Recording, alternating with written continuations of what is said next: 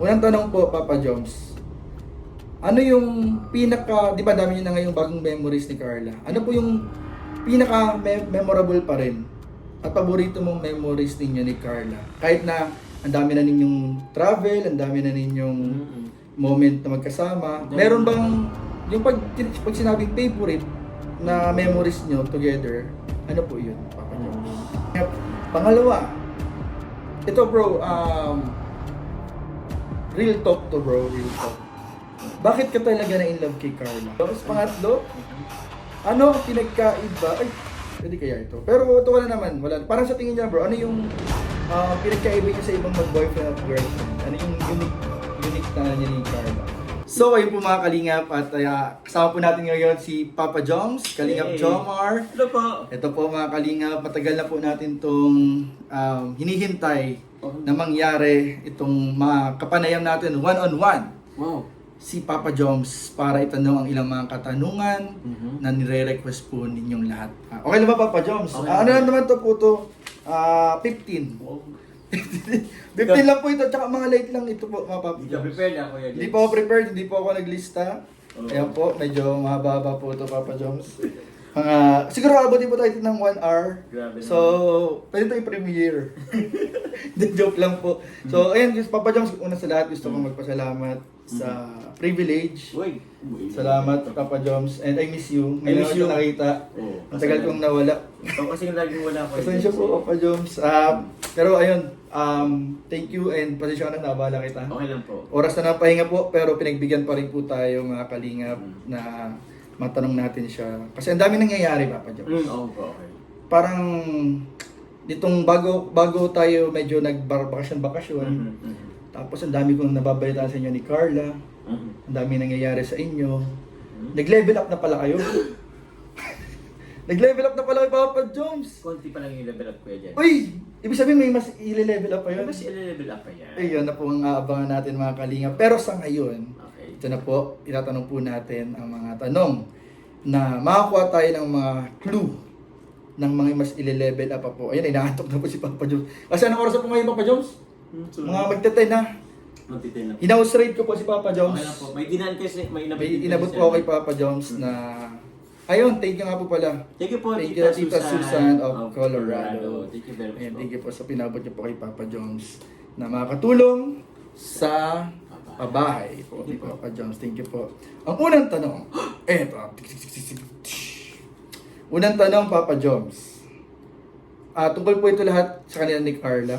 Kasi syempre mga kalingap, kahit na umami na, kahit Papa Joms na level up na kayo ni Carla, gusto pa rin po namin malaman yung pag sa inyong dalawa lang, matungkol sa inyong dalawa po. Sige po.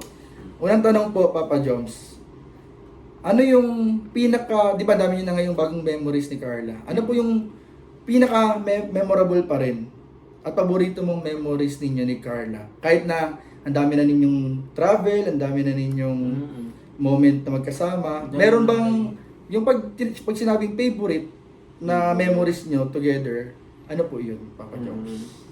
Siguro feeling ko yun din talaga sa may yung very recent na pinunta namin ko yung Cebu. Ay!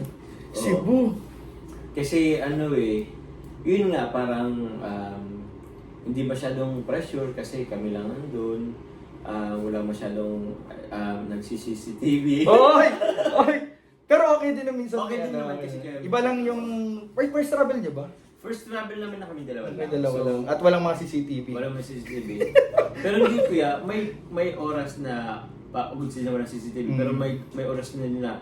Kasi kami ni Carla mismo nagsabi, si Carla mismo nagsabi mas maganda rin pala pag maraming kakasama. So, yun. Pero still, yun parang sa akin ang pinakang favorite kong nangyari sa the whole na magkakilala kami ni Carla. Yung sa Cebu. Ano yung pinaka moment doon sa Cebu na parang nag-define na yun yung the best? Yun the best? Oh. Siguro paano ba? Meron bang doon? Meron ba dong bro na moment ninyo na romantic at solo moments na nag-usap kayo about life, na hindi na nasama sa vlog? Mga Siguro dinner, tapos sa pag-travel pa lang na ano. Kwentuhan. Travel kami Kwentuhan na. papunta Cebu tapos pabalik Bicol. Yun mga kwentuhan ganun. Talagang getting to know talaga pa rin Oo. kahit na ano. Getting to know pa rin. Kumbaga, time to time nakikilala ng mga isang tao. Hindi naman yun na ano. Parang Mas- basta ganun. Ibig sabihin may mga mas nalaman ka pa tungkol kay Carla Oo. dito sa Oo naman. travel nyo na nagpasibo kayo. Oo. Ayun. Pero yung ano naman yung pinagkaiba bro nung travel na may kasama? Pag may kasama kasi, kumbaga mas madaming mas makulit kasi, mas masaya. Pag Kasi mas nakakapagod din. nakapagod din, oo. Oo. Pagod. Pero, minsan nakapagod din pag kaling dalawa, tapos wala na kayo mapag-usapan pa, parang ganun pa. Ayun naman yung parang disadvantage pag walang ibang kasama. Ako, pero most of the time naman, masaya naman kami. Masaya naman. Mm. Parang enjoy the moment lang Enjoy the pala. moment. Seize the moment. Yun no, grabe po Yeah. mga kalingap. Thank you Papa Jobs. Ibig sabihin, parang pumangalawa na lang bro kasi dati naalala ko Thailand eh. Thailand, oo, yung Thailand. So, ngayon pumangalawa na lang yung Thailand. Tama ba Papa Jobs? Opo, pumanawa lang yun Una na ngayon yung Cebu. sa Cebu. Oo. Uy, grabe po mga kalingap. So, yan dito niya lang po yan nalaman mga kalingap. Pangalawa, ito bro, real talk to bro, real talk.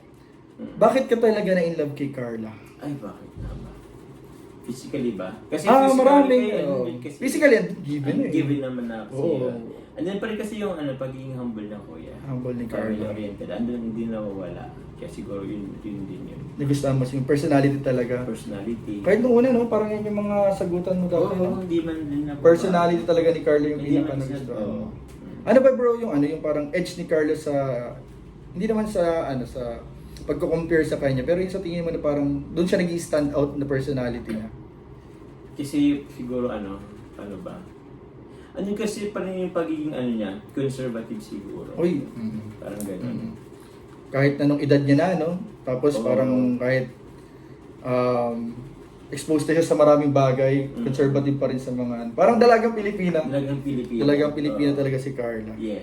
Yung kanta yun. Pilipina, Yeah, kanta mo yun. Oo. Thank you Papa Jones. Pangatlo, Mhm. ano ang pinagkaiba? Ay, pwede kaya ito. Pero ito wala naman. Wala. Parang sa tingin niya bro, ano yung pinagkaiba niya sa ibang mag-boyfriend at girlfriend? Ano yung unique na ano niya ni Carla? Unique namin ni Carla Na sa pagkaiba. pinagkaiba niya. Uniqueness ng Jomcar sa ibang mag-boyfriend at girlfriend. Siguro ano bang hinubog siya sa Sa mga samut-saring mga pinagdaanan niya. pinagdaanan. Oy, Samut-saring grabe. mga opinion. Ano? Kumbaga yun yung nagpatatag din sa amin kahit paano. Or Yung ups and down. Actually, yung tipong sa iba kasi, Kiyote lang nakaalam. Kami kasi, exposed kasi kami. Exposed. So, maraming judgment po sa amin. Oo. Kaya, siguro yun din ang medyo unique kasi doon eh.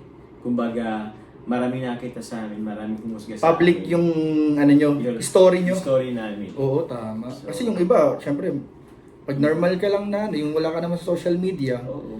private lang kayo. Very private Ano man yung pagdaanan nyo, O, kaya. kayo nakakaalam. Pero yung sa inyo ni Carla, very public na social Very media public, eh. Nakakahirap. Kasi yun nga, mababasa marinig ka na iba't ibang opinion, iba't ibang bashing.